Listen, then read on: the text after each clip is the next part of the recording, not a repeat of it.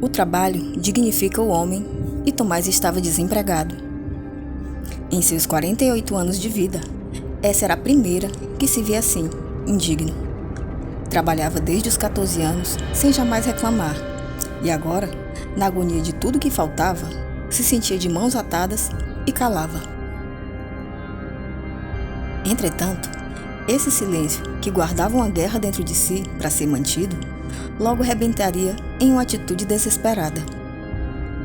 Em uma tarde, Tomás se dirigiu a um rio e poucas horas depois havia feito algo execrável. Tinha consciência disso e não se orgulhou de sua atitude. 2 dias depois, encontraram o corpo. É absolutamente necessário explicar. Tomás foi ao rio pescar e fez isso. Com uma peixeira que levou na cinta, limpou os peixes, meteu-os em uma sacola e tomou o caminho de volta para casa. Estava mais calmo agora e levava comida. Até aí, estava tudo como deveria ser.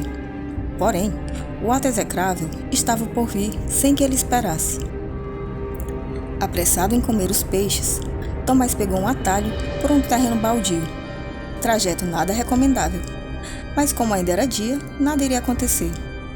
A propósito, algum dia descobriremos o porquê dessa certeza que temos de que nada do que é ruim acontece durante o dia.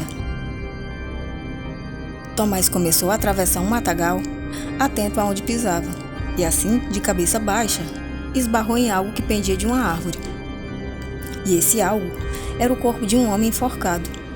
Ele soltou um grito e o coração quase saiu junto pela boca. Afastou-se andando de costas sem poder despregar os olhos daquele peso que girava suavemente em torno de si mesmo pelo impacto do esbarrão. Tomás ficou por um instante indeciso entre voltar ou seguir. Os peixes já não eram importantes, ainda que, apesar do susto, eles não tivessem largado em momento algum. O giro do cadáver suspenso fez com que ficasse de frente para ele, e o pescador não pôde evitar de olhar seu rosto. A expressão serena do morto gerou nele uma estranha empatia, como se pudesse compreendê-lo, mesmo sem saber dos motivos que o levaram àquilo. Já não sentia medo. Agora tinha vontade de rezar por ele, pôr uma vela em suas mãos, o que não seria possível na posição em que estava.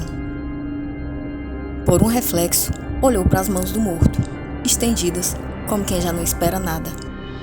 Nesse instante, lembrou de uma história antiga que conhecia, sobre o poder que passa a ter quem possui uma mão de enforcado, colhida por ele mesmo. Segundo contam, o tal poder dava direito de fazer 3 pedidos, qualquer coisa que a pessoa quisesse.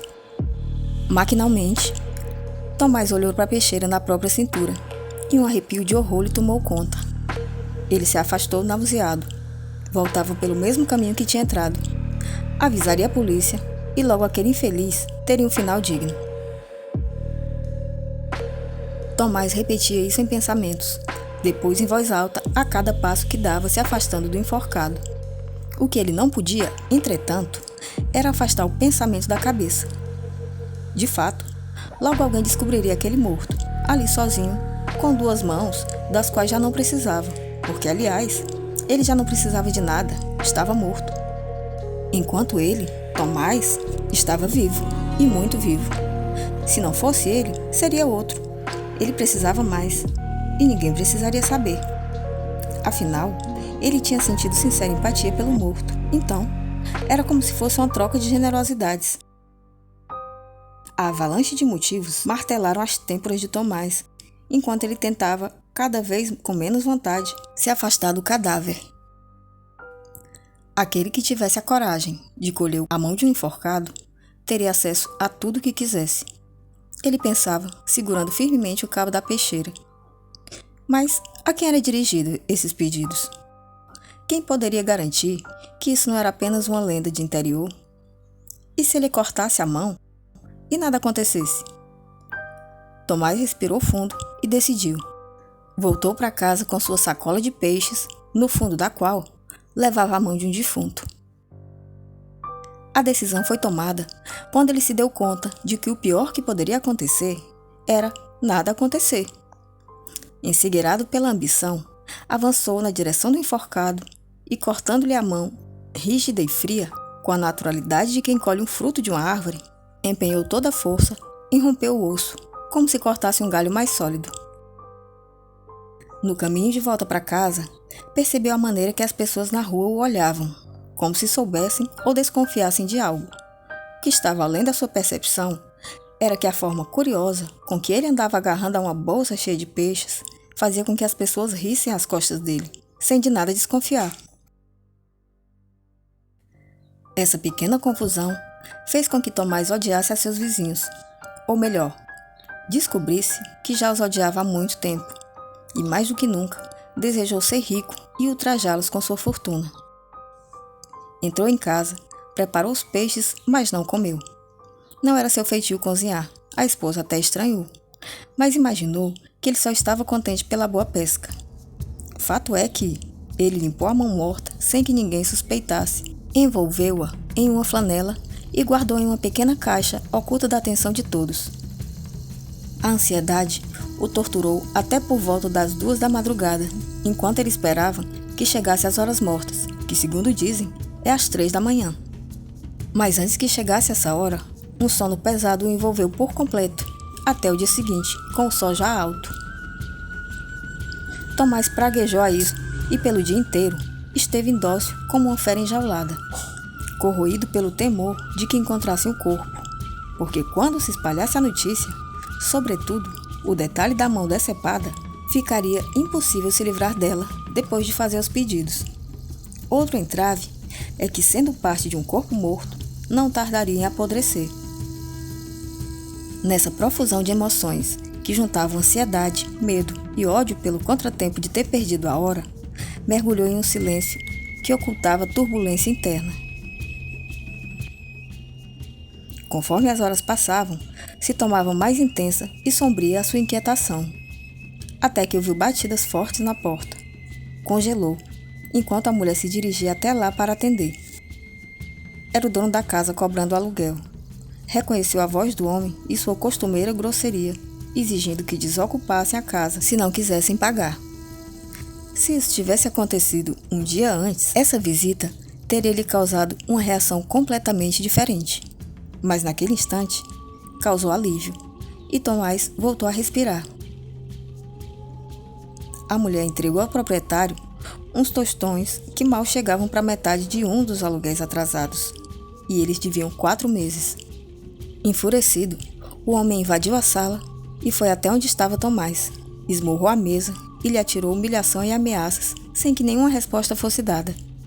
Ao cabo de meia hora, o homem se retirou, levando todo o dinheiro que tinha. Humilhado, Tomás desejou, com todas as fibras do seu coração, que aquele homem morresse. O ódio lhe fervia na alma enquanto a esposa chorava em silêncio. Nenhum dos dois falava. De repente, ouviu-se lá fora um carro cantar os pneus em uma tentativa de frear impossível para a velocidade que vinha.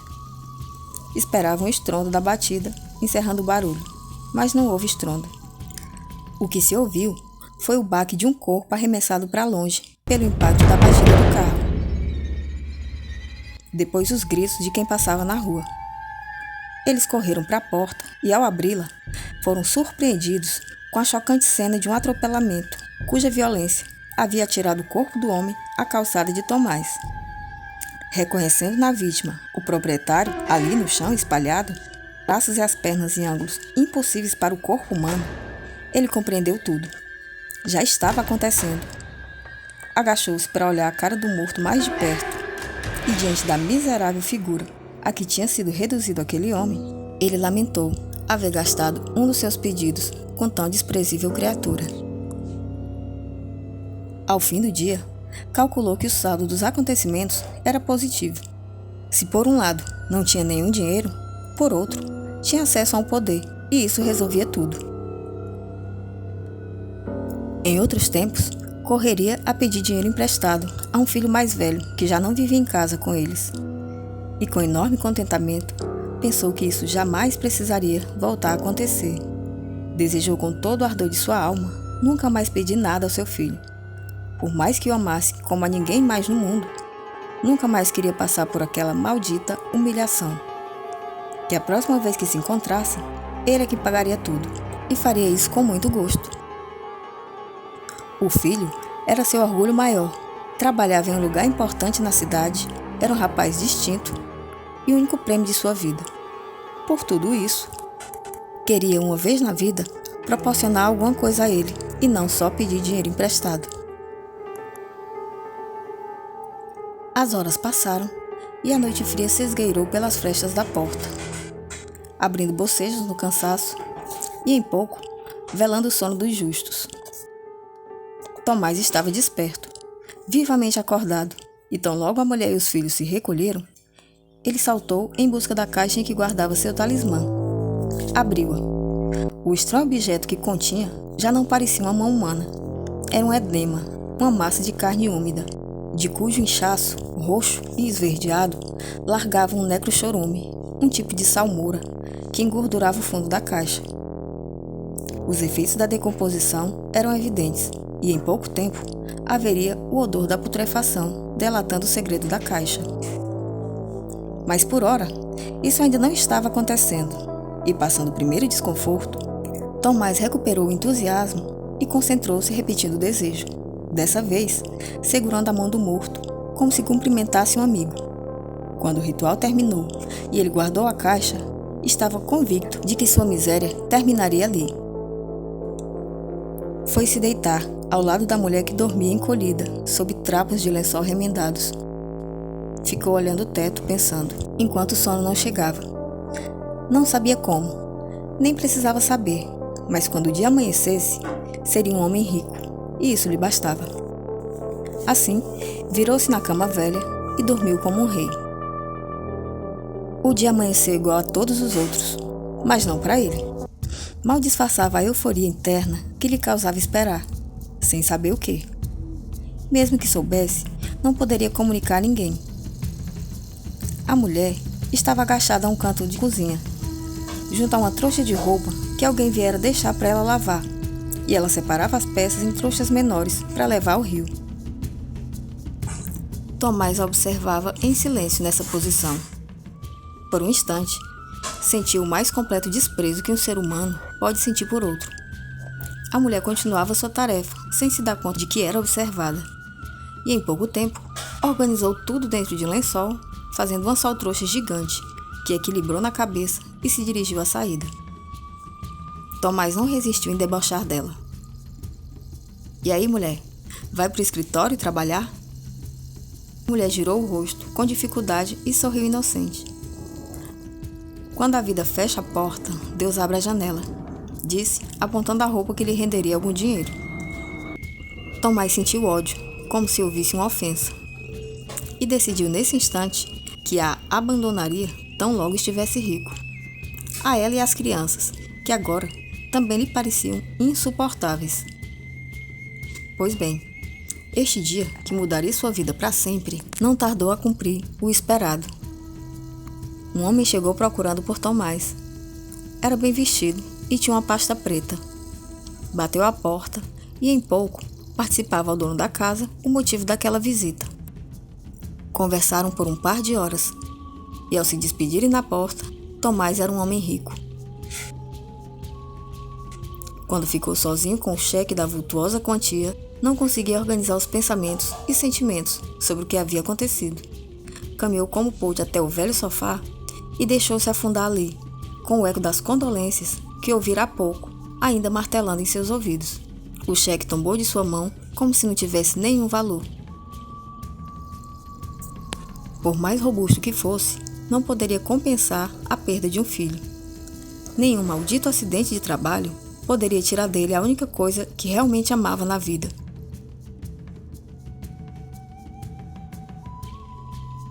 E por nenhum dinheiro do mundo.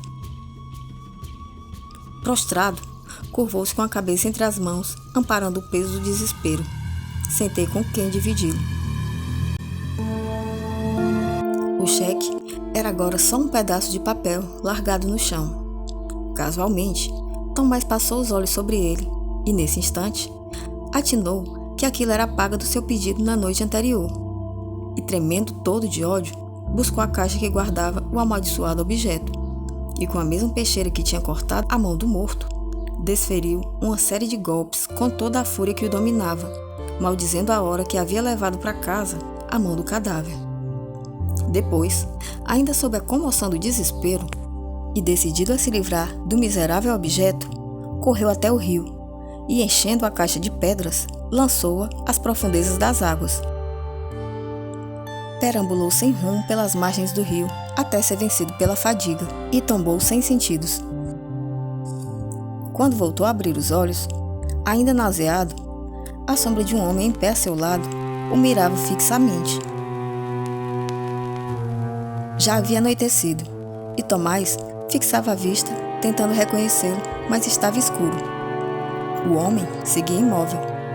Tomás percebeu que faltava uma das mãos ao estranho e sentiu um torpor envolvê-lo ao reconhecer que se tratava do espírito do enforcado. Quis gritar, mas a voz não lhe saiu. Nesse momento, a sombra imóvel diluiu-se, desaparecendo entre outras sombras da noite que começava a cair. Tomás estava petrificado de terror. Nenhum músculo do seu corpo se mexia, nem mesmo os olhos tinham o poder de fechar. Nada nem ninguém poderia socorrê-lo naquele lugar isolado e àquela hora. Quando o pânico atingiu um nível insuportável, a consciência apagou e ele desmaiou outra vez. Bem mais tarde, quando voltou a si e abriu os olhos, estava de volta à sua casa. Para a sorte dele, a lavadeira, quando voltava para casa ao fim do dia de trabalho, deu com ele em um ponto do rio e buscou ajuda. A mulher estava ao pé da cama, com sua costumeira dedicação abnegada. Sorriu com doçura humilde, e doeu profundamente nele a notícia que tinha que dar para ela. Seu filho estava morto, e ele não sabia como dizer. Quando finalmente conseguiu, viu uma mãe desolada, quase sempre silenciosa, dar vazão a choro e gritos de desespero. Em pouco tempo, as vizinhas começaram a chegar para ampará-la e ficaram todas na sala de casa, enquanto ele, outra vez, estava sozinho com suas culpas. Foi a noite mais longa do mundo, como se os minutos, martirizados, não quisessem desgarrar uns dos outros. Entretanto, mesmo nas situações mais dolorosas, haverá uma brecha para a bondade. Na sala, alguém que encontrou o cheque no chão, prontamente o entregou à lavadeira, que guardou sem dar importância, e sem imaginar que aquele papelzinho mudaria para sempre a vida dela, ainda que nada pudesse, quanto à sua dor. No quarto, Tomás era revolvido pelo remorso. Não se atrevia a chegar até a sala. Temia que percebessem na cara dele algum emblema da culpa que carregava e da vergonha que sentia. No entanto, não queria ficar sozinho. Tinha febre e o ar estava pesado. Precisava da companhia da esposa mais do que tudo agora. Quando a agonia dava lugar à exaustão, ele cochilava, mas era um sono curto e turbulento. Assustado, ele abriu os olhos e outra vez estava sozinho no escuro. A casa estava silenciosa, os desesperos mais acalmados, quando a porta do quarto rangeu, despertando Tomás, e logo ele sentiu, a seu lado, o peso de alguém que sentava na cama. Tomás buscou no escuro as mãos da esposa, a quem um dia atrás desprezava, mas agora ele estava disposto a pedir perdão. Porém, quando apertou a mão dela, a coragem lhe faltou, e ficaram os dois em silêncio. Tateava no escuro, tentando alcançar a outra mão, quando as crianças entraram, acendendo a luz. Só então, ele se deu conta de que não havia ninguém ao seu lado. Não havia nada em sua mão, além de uma marca engordurada de necrochorume. A criança mais velha disse com voz sonolenta: "A mamãe mandou perguntar se o senhor quer café." De fato, a esposa estava na cozinha, completamente alheia ao que se passava no quarto, enquanto Tomás julgava estar em sua companhia. Ele chamou as crianças para junto de si, disposto a não voltar a ficar sozinho em momento algum, até que amanhecesse. Mas foi ingênuo em julgar que o terror que o acompanhava sumiria com as sombras da noite. Na manhã seguinte, enquanto acontecia o velório, Tomás teve a impressão de ver entre a multidão que lotava a sala da casa o rosto daquele estranho, que um dia ele encontrou ao acaso e em quem jamais deveria ter tocado. Em seguida, no cemitério, um assombro o acompanhava a seu lado, e durante o sepultamento, chegou a ouvir um sussurro no seu ouvido, dizendo: Devolva a parte que me tirou. Tomás topou os ouvidos de um susto, olhando em volta sem encontrar ninguém. Não podendo permanecer no mesmo ambiente onde estava a voz, afastou-se perturbado. Ninguém o percebeu, cada um ocupado da sua própria dor. Porém, a voz insistiu ao pé do ouvido de Tomás, acompanhando-o por toda parte. Devolva o que me tirou. Os teus 2 pedidos foram atendidos. O terceiro me pertence.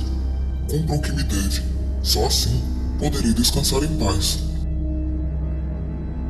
De fato, segundo contam os antigos, há 2 maneiras de dar descanso aos suicidas.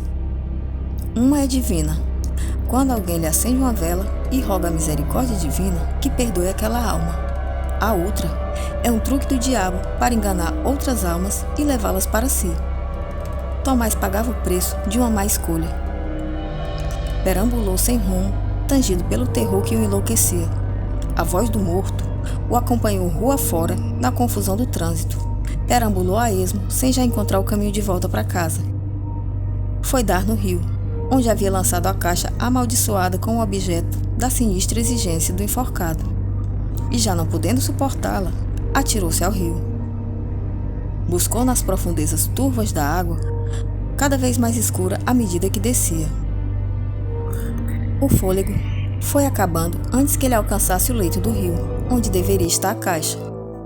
No último instante, em que ainda havia consciência, ouviu pela última vez a própria voz, repetindo os pedidos: a morte do dono da casa e dinheiro para nunca mais voltar a pedir nada ao filho. De fato, o homem estava morto, ele tinha dinheiro e nunca mais poderia pedir nada ao filho. E agora, estava mais miserável do que nunca, dando-se conta de que só havia pedido morte e condenado a própria alma ao profanar um cadáver.